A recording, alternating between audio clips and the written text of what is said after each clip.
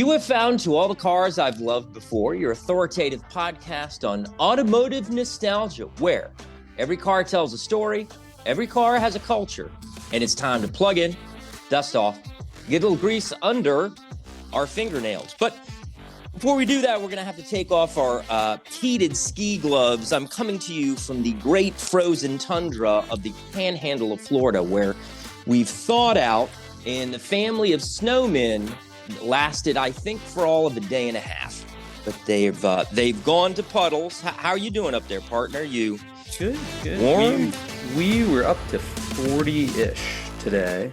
That's lovely. Mid-Atlantic. It's not too bad. We might be late high 40s by the end of the week. So we still have snow on the ground now. Sun? Do you at least have some bright sunny days today. Up there? Today was nice. Yeah, it's key. Yeah. Yesterday, not so great, but yeah, well, but it was warmer. Hey, what is it? We hang in there and we get that hour back, I think, in March, which is really not that far away. And if you're listening to this, it may have already happened. It may have already happened, depending upon when we're able to push this to publication, kind of in the sequence of the shows that we have in Hopper. Hey, I love your shirt, by the way. Oh, thanks. Call back to a previous guest. Yeah. The antique Ferrari restorer, Tom Young, graciously sent us a couple of shirts. Great guy, interesting guy, wildly skilled. Yes, his videos are just amazing. And his perfection, knowledge, but he doesn't come across as a perfectionist when you talk to him. Yeah, and when you look at what the guy does, is he has this garage full of Ferraris, and you got to say, well, he's just got to have a team of people, an interior specialist, motor, a paint guy. He does everything himself. He's just a one-man band, and he tells his customers, like, it may take me 8 months, a year and a half to get to your car, but, it's in the right hands, and he's going to do it right? Yep. Isn't that what he said? He's going to do it to concours to win at those judging events. Yeah, and one interesting thing we were chatting about was the history of the Notre Dame Cathedral and the handcrafting and not taking any shortcuts and honoring history and that sort of painstaking eye for detail and attention to a job well done. Interesting guy. And hey, is there a T-shirt like that with my name on it, or this shirt lost in the mail? It says Tom Young's name on it. Very nice. For everybody who's listening, it's TOMYANG.net. You can also find him on YouTube, but great videos. He was such a great guest, and yes, there is a shirt up here in the Northeast for you. If I see you soon enough, I'll give it to you. If not, I'll mail it to you. Don't worry, I'll steal it. It's what I do. I could probably give it to your son. It could be. You'll see him before I will. In Monster Jam, somebody had a fun weekend taking his son to the Capital One Arena in Chinatown in Washington, D.C., one of my favorite places, by the by. And give us a breakdown. How was Monster Jam? So it was a last-minute invite from my friend Devin, who was our inaugural podcast guest, season 1, episode 1. And Devin's just a great guy. He had 2 of his 3 kids up there. Another friend of his brought 2 kids. I brought my son. He had a suite, if you will, on the top level. And place wasn't packed, and you had already warned me because you had been to one. It was so loud there. It was incredible. And the smells, you realize, actually Devin's the one who told me, those vehicles run on kerosene for whatever reason. They use kerosene, and they are loud. It's not as bad as inhaling. Did you guys bring hearing protection? We did. Smart. Yeah. We did. But it was cool. It was really a lot of families with kids. It was a lot of fun, and it makes me think about. I was thinking about Nicole Johnson from season 2, episode 10. Nicole Johnson's Off-Road. Yep, that's right. Nicole Johnson's Detour is her show, but she was the monster truck driver for the Scooby-Doo, and they had one that was very similar. For all I know, it could have been repainted, repurposed, but it was called the Monster Mutt Dalmatian. And I believe that won the show in number of points. Best of show, one could say. Yep, best of show, exactly. It was pretty creative. They even had Gravedigger. I guess Gravedigger's a whole family thing, and I guess it's either the daughter or the granddaughter. And maybe Gravedigger's big thing is to do a flip and land on its side and have to get towed off, but that's what happened. Yeah. So yeah.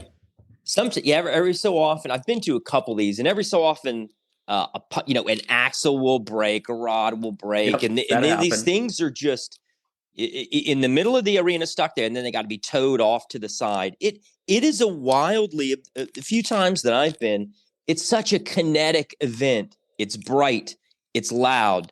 Every one of your senses, you can smell the fuel.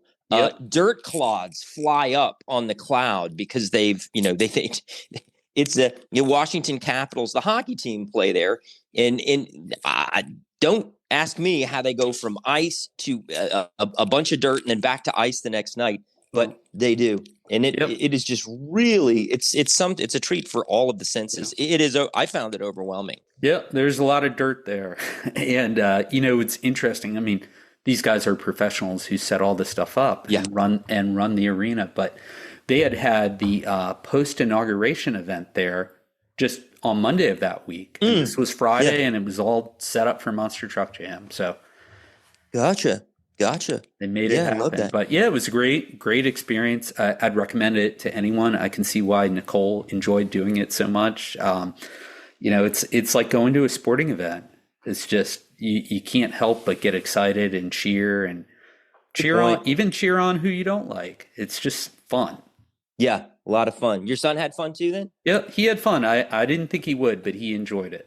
Oh yeah, it's a blast. Yeah. And okay, before we talk about the website a bit, let you collect your thoughts. I just wanted to welcome new listeners. This is one of my favorite things to do. We are heard round the world. When we say heard round the world, it's no overstatement. We have new listeners I want to welcome.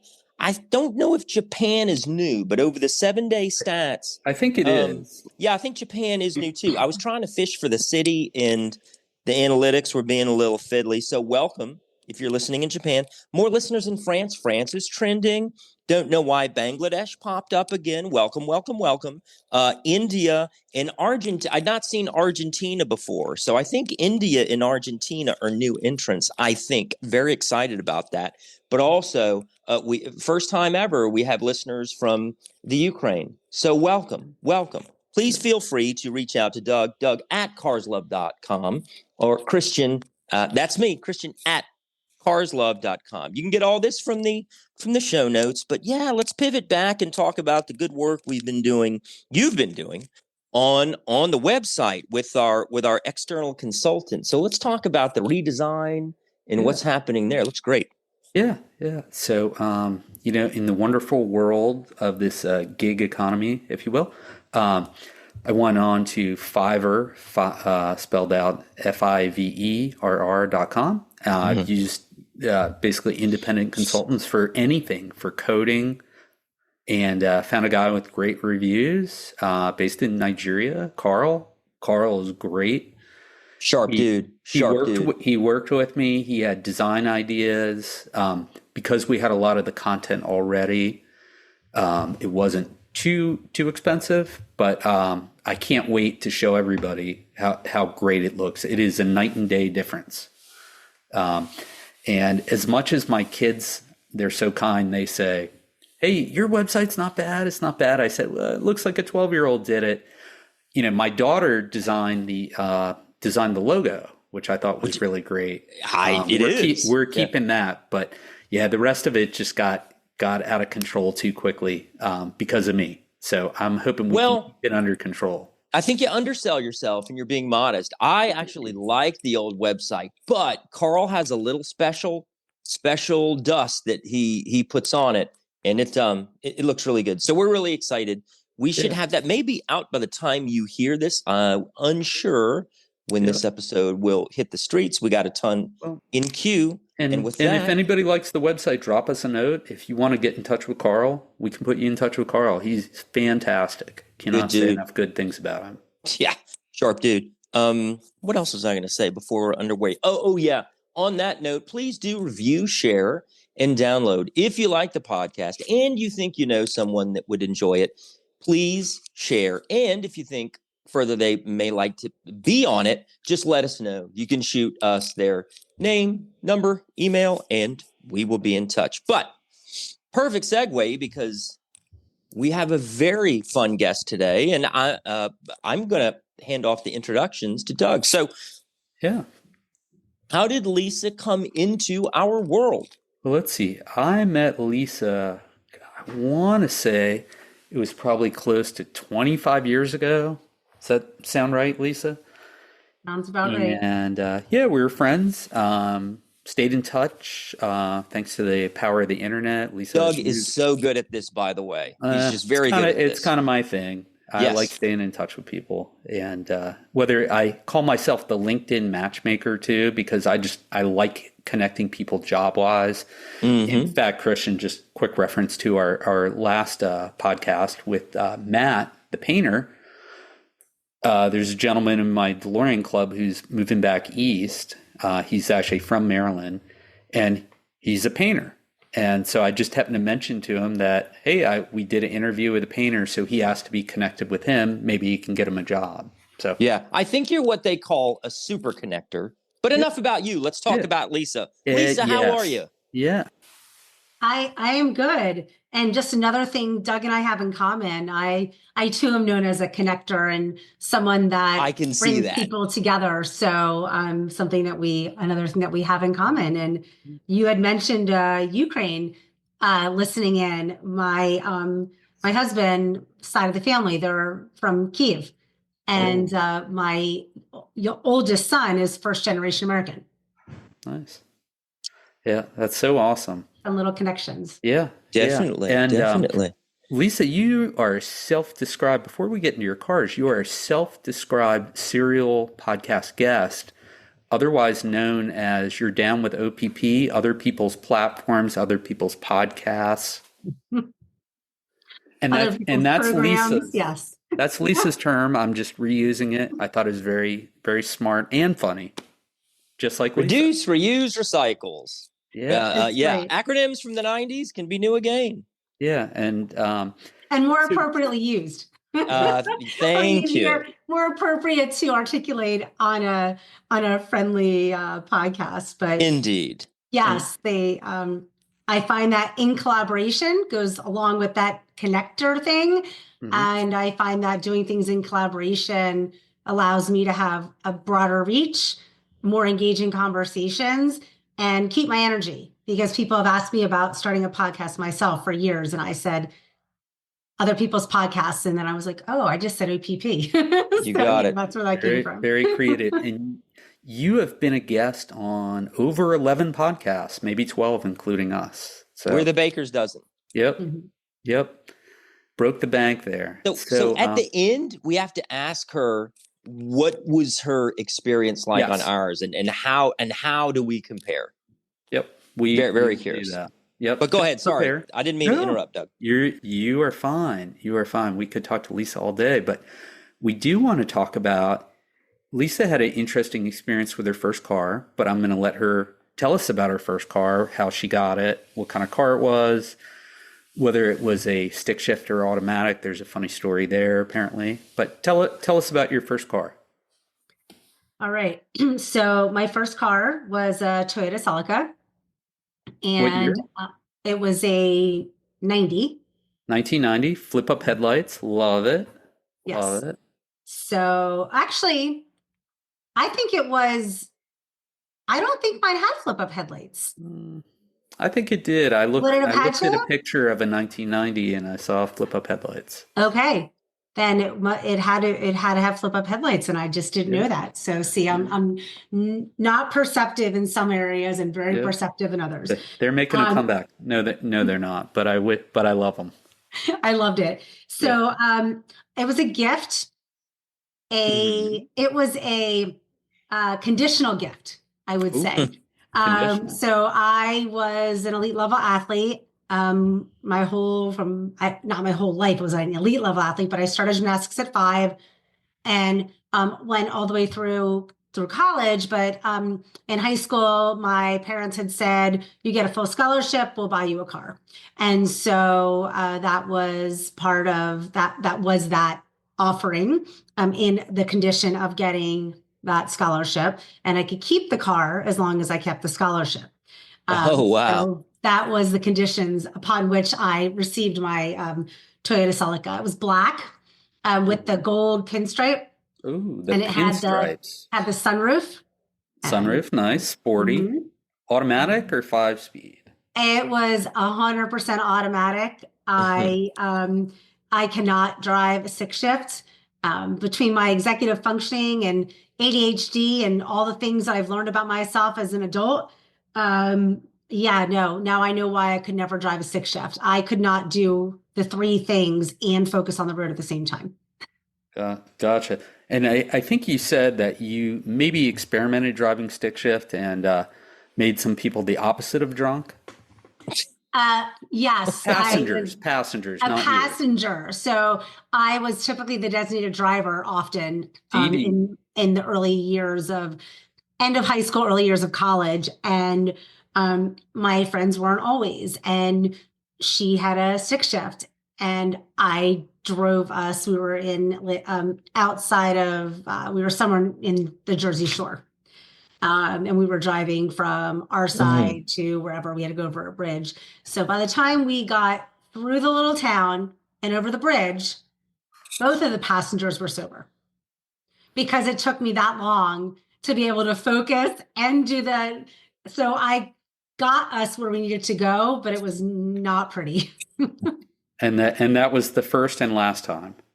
That was actually the first of 2 times. Okay.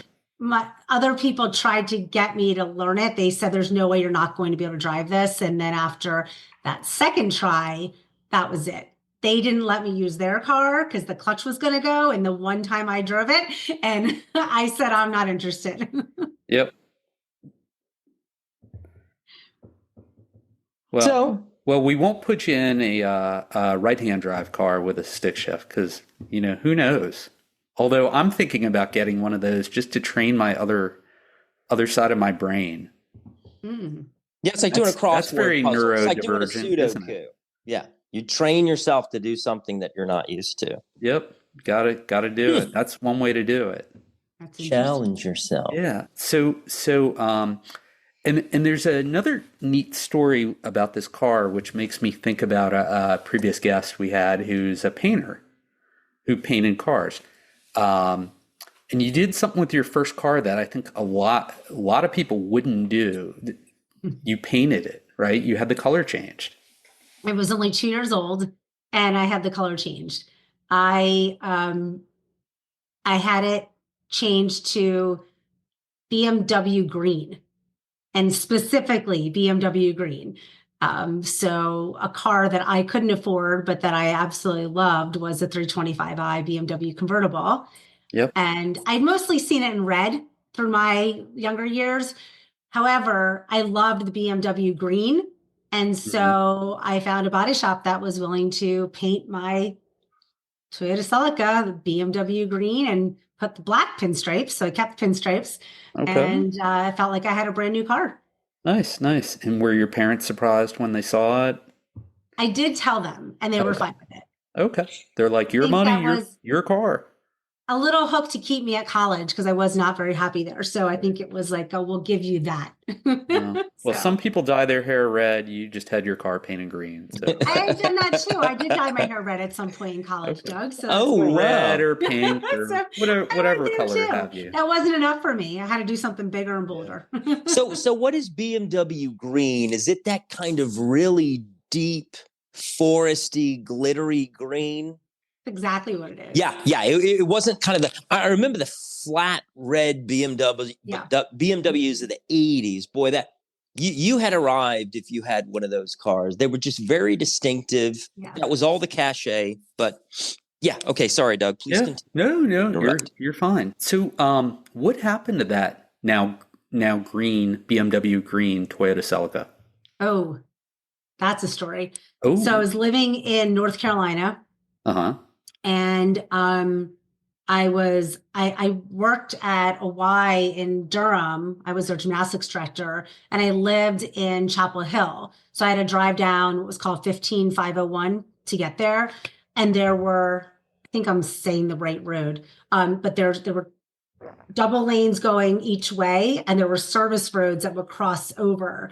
And I was driving on the straightaway, and somebody came out of one of the service areas. So you had to turn off the main road through a service area to get to all the car dealerships. Right. And somebody was turning out of one of those side areas onto the main road, and they cut me off while it was raining. My car spun around and landed like coming into the ongoing traffic.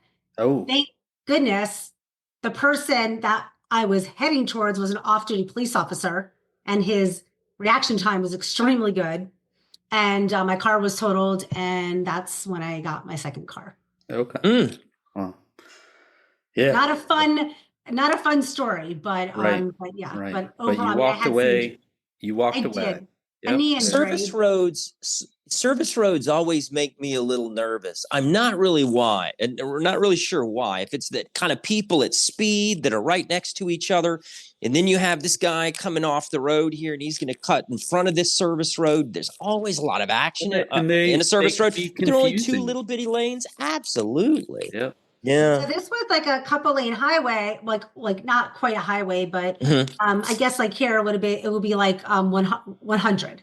It'd be like driving on 100 here, and where I am in Ellicott City area, and the person just came on into the road, and it was raining, and thankfully there were witnesses who waited that saw the whole thing, and they said it wasn't me. I mean, it was going to be hard to be me when I was driving on the straightaway, and they were on the side. But yeah, it was pretty scary. But somebody was watching out for me that day.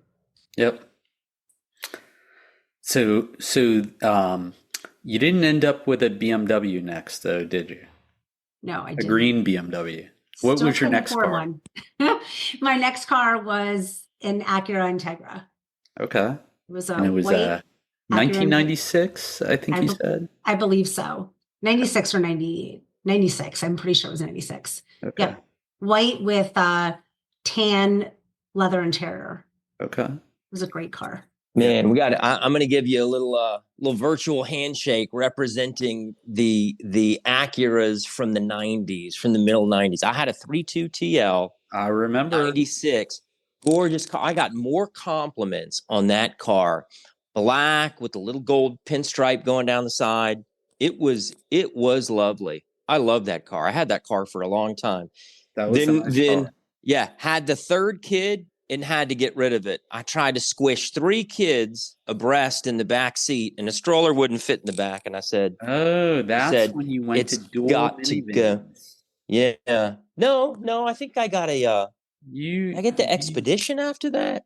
Maybe. Yeah, there I got was some point where you both had minivans. I love a minivan. I love a Honda minivan. To do the minivan. Oh, I'll take it all day.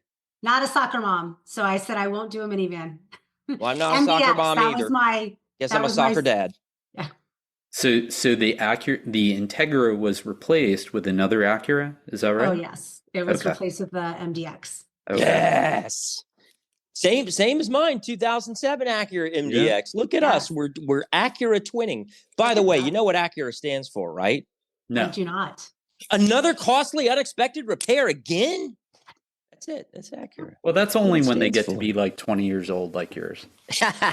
Nope, it's only 18. Well, hey, we're getting there. But yeah, what can you say? Anyway, what color was the MDX, Lisa? It was silver. Okay, my favorite color. Black interior. Yep, that's the best combination. The DVD player, it was the whole 9 yards. Yes. And the guy sold me on it. We had I don't know, Joseph must have been 2 months old at the time. And we were there looking at new cars because we knew we wanted something bigger than what we had. And the guy said, I said, I need to go change my son's diaper. And he said, come on out here. Let's do it in the back of the trunk. Yeah, this one has the changing table option. You'll love it. Right. Brown pinstripes. I'm thinking first time mom, the car's going to, he's going to explode in the back of the car and this isn't going to end well. But instead we left there with an Acura MDX. I dig it. That is fantastic. So you're saying you went from the Acura Integra to the MDX? Yes. Yes. That's interesting. So what you did, so you obviously like the Acura product, the Integra way too small. And I find with my MDX, it's just a great size automobile. You can third row is not an option, standard.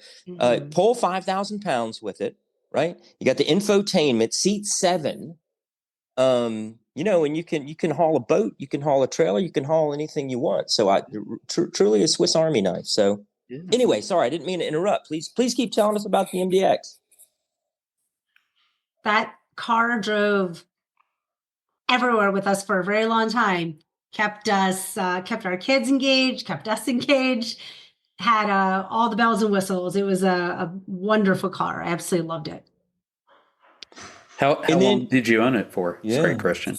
Oh, good. If you remember. I don't even remember. I want to say I traded it in for the Subaru that I have now. Oh, the current Subaru, which is a Subaru, what model? Outback. She said Outback, but she reminds me, she's talking about, now you like your Outback, right? I do like it. I also had a Maxima in there at some point. I can't remember when I had that, but the steering wheel was my favorite part of the Maxima because it was a heated steering wheel, and none of my other cars had that at the time. But the Subaru is an Outback, and I got it, I want to say in 2016. Yeah. Who was it? We had Melissa on in season 1 who had a Subaru. She has a Subaru Ascent, which is the largest Subaru that you can get.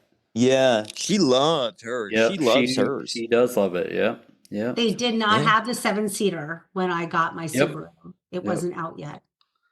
I see. Yeah. Gotcha. Well, my girlfriend has a Subaru as well, Crosstrek, but it's a plug-in hybrid. It's a real nice car. Oh, interesting. That's the newer Crosstreks. My best friend has a Crosstrek, but her model didn't have the hybrid, but now they do. Yep. There aren't many of the plug-in hybrids, but she found one. So it's a neat car. Yeah. Drives well, that takes us through the automobiles, but you know what? Yeah. There's more to Lisa than just a shiny repainted car. Lisa, tell us a little bit about what you do and what your passions are. When you're not painting cars. Yeah, when you're not. Yes, and coloring your hair different colors. Let's be clear. I did not paint the car. And my mother-in-law, love her to death. She colors my hair. She owned a hair salon. I've been very lucky. I've had my hair colored a lot, but I've always had somebody else color it. My car got colored by somebody else too. So that is not something I'm passionate about or something that I do well.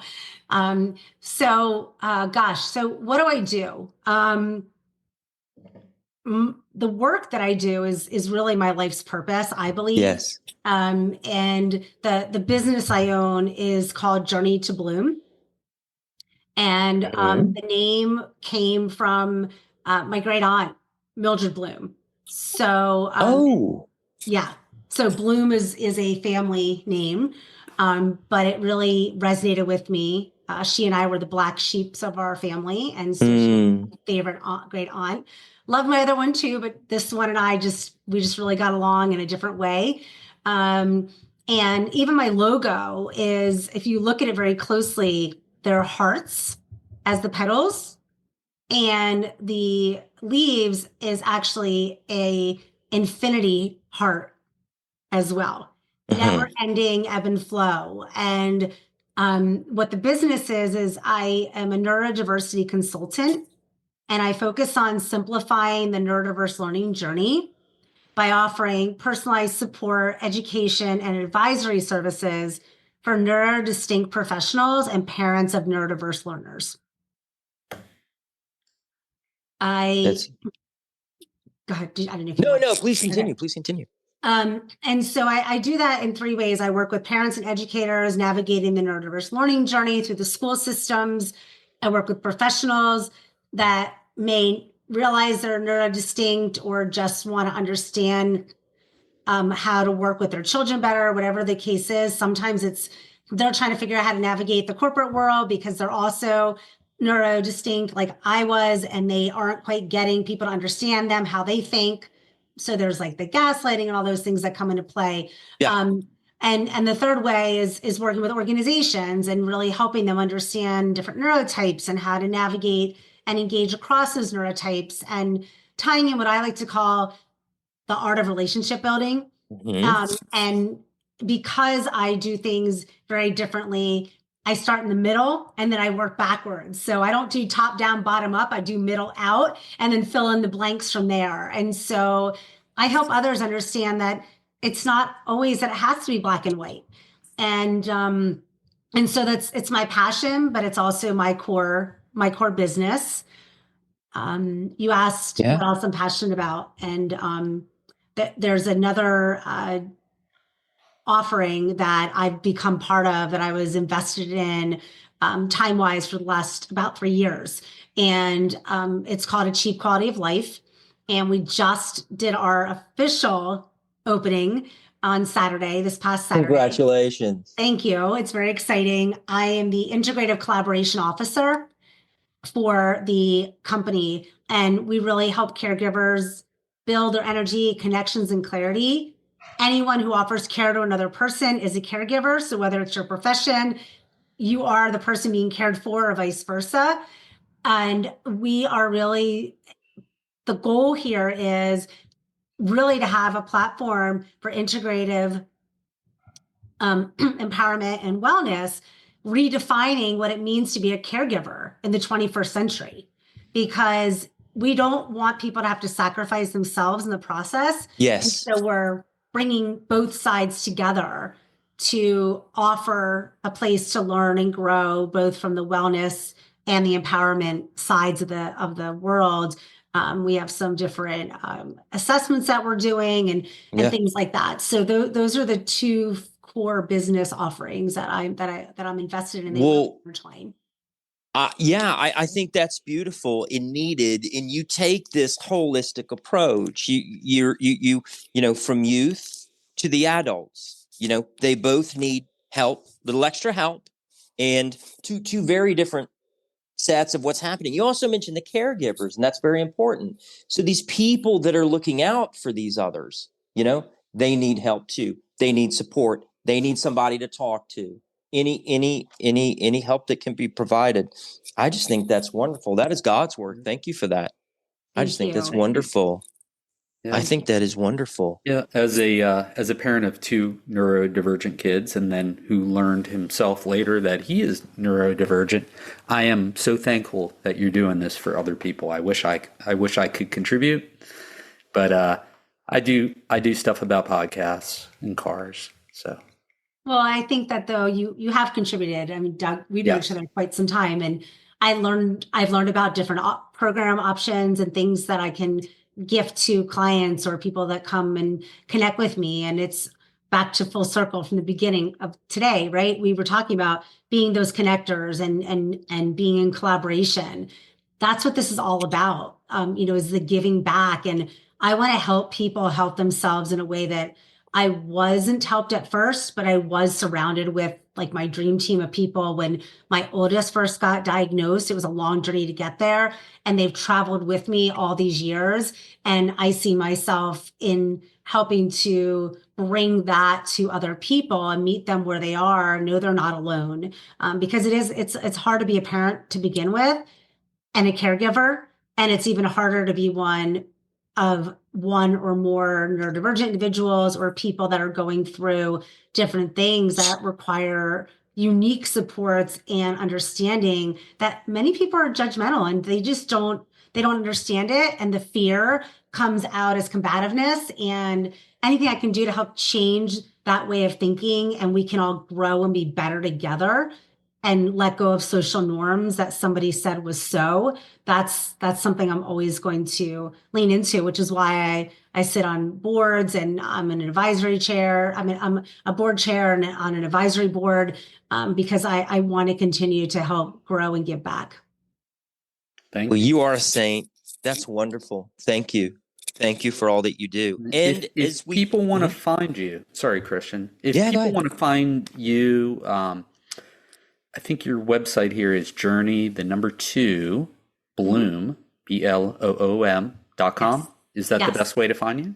Yes. And my email address is lisa@journey, the number 2, bloom.com. Okay. And if you're looking for me on LinkedIn or on Facebook, I believe that both of them have my maiden name in the middle. So it's Lisa Lazar, Lazar, Richer.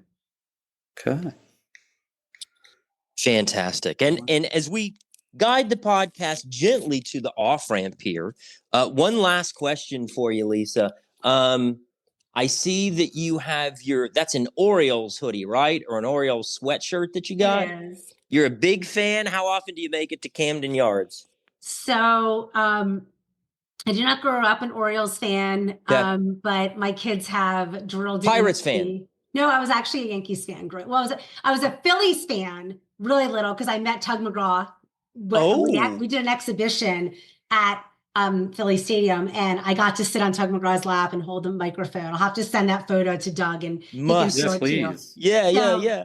Love it. The Phillies were my team, and then it shifted to the Yankees. That was my mom's team. But my children and my husband are big Orioles fans. So to answer your question, many times. We actually gone there many, many times. We have like a partial package now where we try to go to at least 5 or 6, if not more, games a year. It's just such a great park. Even when I was a Yankee fan, my best friend and I would meet in Baltimore to go to the Yankee Orioles games just because of the stadium was so amazing.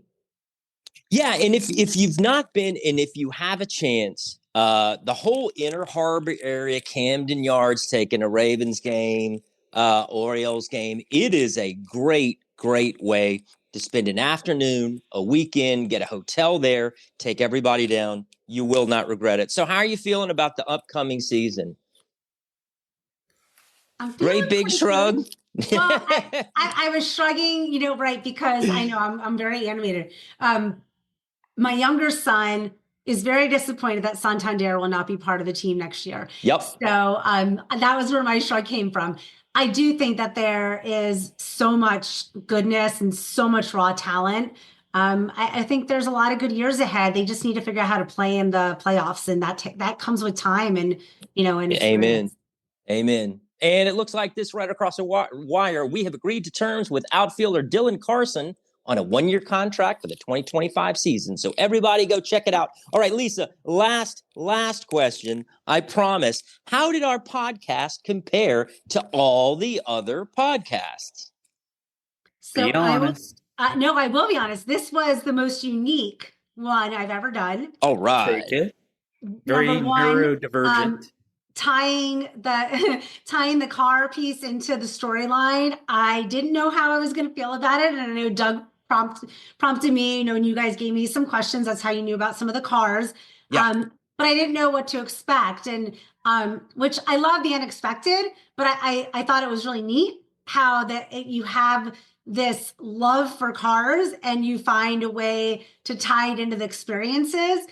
I found it interesting that some things came up that I had forgotten about when we were talking about the cars. They really do have deeper meaning. And I think that's a beautiful thing that you guys are bringing to the surface. Thank you. Deeper meaning to the cars.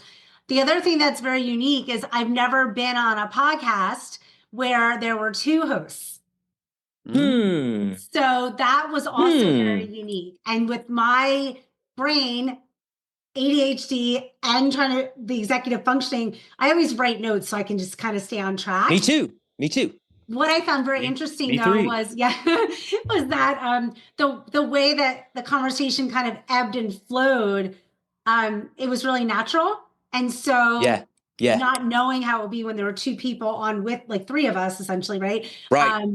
I thought it was really neat and it was fun. I'd love to do it again sometime, but I love what you guys are doing. Thank you. Thank you. It's a great spin on the podcasts that are out there that are typically one person with a microphone. I just think you guys are doing it differently, and I love unique and different things. So I celebrate you guys for what you're doing. You are very kind and wonderful. We appreciate your kind words. And it's interesting. All this, the setup, the soul, the heart, this is all Doug. This is Doug's pet project, maybe the project of his lifetime. We'll see. But it was your idea. There's something special about the third person that I can't really describe. I mean, it takes great chemistry, and I've known Doug even longer than you've known Doug. But it does take chemistry, and there's something about the third voice that just kind of helps things go. I don't know why that is. Anyway, but you've given us a lot to think about.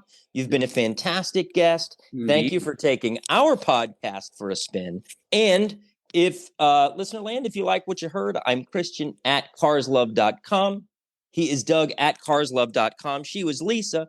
Lisa, we had a ball. Thank you, and come back anytime. Thank you. Thank you, Lisa.